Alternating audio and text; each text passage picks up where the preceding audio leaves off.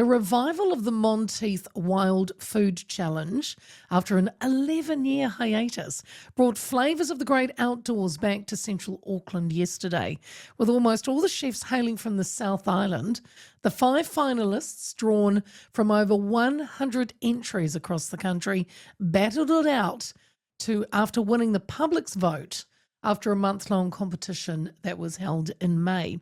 The contestants went head-to-head in a live cook-off to decide who would be crowned the winner with the best wild dish, each paired with a Monteith's product from its Greymouth brewery.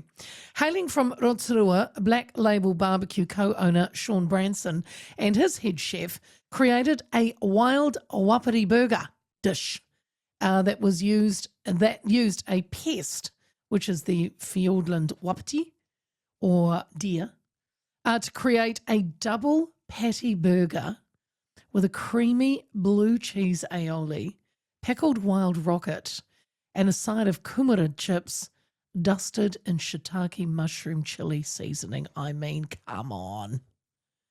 And I'm just thinking about it. But Shaun Branson joins me now. G'day, Shaun. Hey, Leah, how are you? I didn't miss anything out on that dish, did I? I mean, that's oh my gosh. I mean, you got the most of it. Just the smoked blueberry barbecue sauce was the other bit. Oh, sorry. Hey, look, firstly, I want to say congratulations for making the finals. Sadly, it wasn't your team's day yesterday, though, was it? No, it wasn't. But look, full credit to the Smoke and Barrel. The plate that they put up was amazing. They fully took on the wild challenge and fully embraced it, and it was amazing. So well done them. Good on them. Yeah, from Motueka, I understand. Yep. Hey, but you were amped to be there where you were yesterday. And before we move on to, how you created your dish, let's find out a little bit about Black Label BBQ. As I know, did it all start as like a little bit of a hobby? Did, yeah, 100%. So Black Label BBQ started as a competition barbecue team between myself and my wife, as teammates. Yeah. And we entered the national low and slow barbecue competition. And we just thought, hey, this is pretty cool. Maybe we should have a crack at this and do some catering. And the judges seem to like our food, so maybe the general public will as well. So you did. So you guys did it you stepped into the competition barbecuing back in 2018, and then you guys actually then hit the big time. You're on TV with Cooks on Fire in 2022, and you took that out? Did you? Yeah, we did. So season 1 of Cooks on Fire, we became the national barbecue champions. So that was an amazing experience. It was one heck of a ride. Yeah. And that's what motivated you and Alia, your partner, to go, hey, maybe we'll start a restaurant. Yeah, and so close to COVID, why not start something in hospitality? Yeah. And how did that work out for you? Well, I mean, you're still going. Again, it was a journey, but it's good on you. It's been amazing. It's been amazing and really well received by the public, and I think that the public are ready for something different. They're really ready to feel connected to their food and understand more where it comes from and how it's presented. And so that's part of what we do. We've got our big smoker out on our deck, and everyone can see the food being cooked and prepared, and it's great. So I'm not a barbecue novice, Shaun, but I'm nowhere near in your league. Are we talking charcoal, wood? How do you do your barbecue? Yeah, so it's solid fuel. It's a wood-fired barbecue, same sort of barbecues you see on those American pitmaster shows. The big offset smokers. Yes. We've got a couple of them. We've got one that we cook in the restaurant with, and then we've got one that we take to weddings and functions and corporate events and stuff that was actually built in Texas. So it's a real deal. Oh, Texas! Have you gone to Texas? Have you travelled to see where the pitmasters over there do it?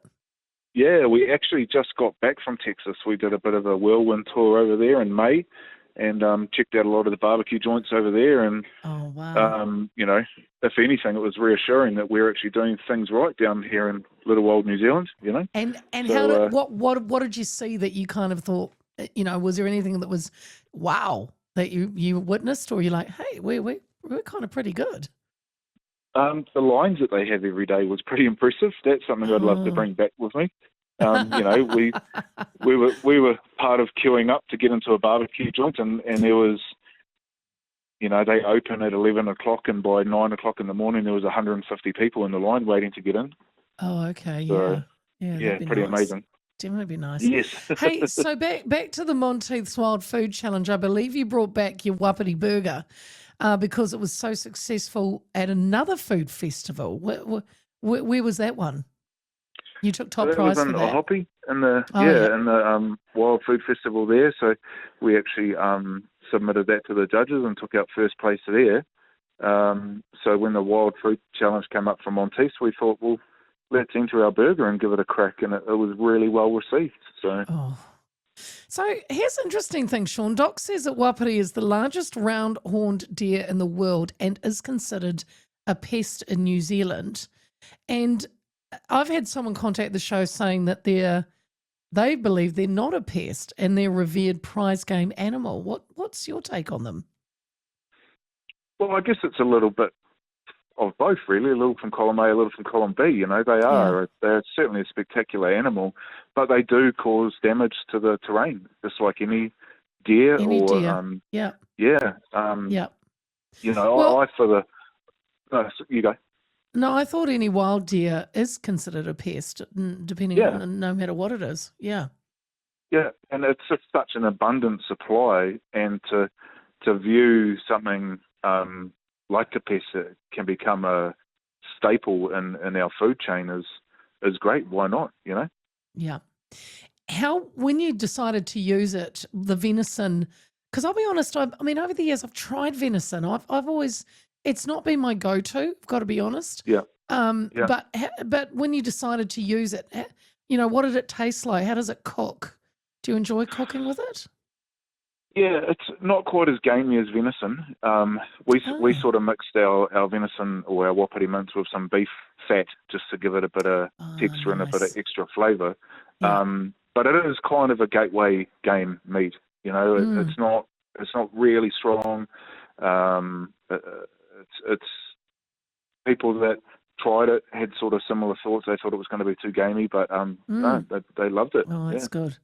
Your partner, Alia, said that she's noticed more people wanting to know where their food comes from, either growing it or harvesting it in the wild.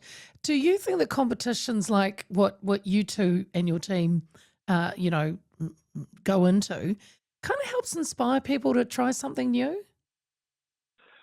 Yeah, definitely. I think, a lot of what we do here at the barbecue joint has always been around education for the public and educating people what barbecue is, but also educating people about this other food resource that they don't know about. So, when you say to someone wapiti or elk, they're like, what is that? So you say, look, it's a Native American animal American animal that was introduced here, and it's a Native American word that means white rump, and you get them engaged in it, and they get interested, and they start to buy into the story, and therefore it becomes an acceptable food source. And then can we talk about a little bit more about the dish that you entered? Who comes up? I mean, it sounds obviously phenomenally delicious, and a bit flash, Shaun. By the way, very flash. Bit flash, yeah, pretty flash. Bit flash.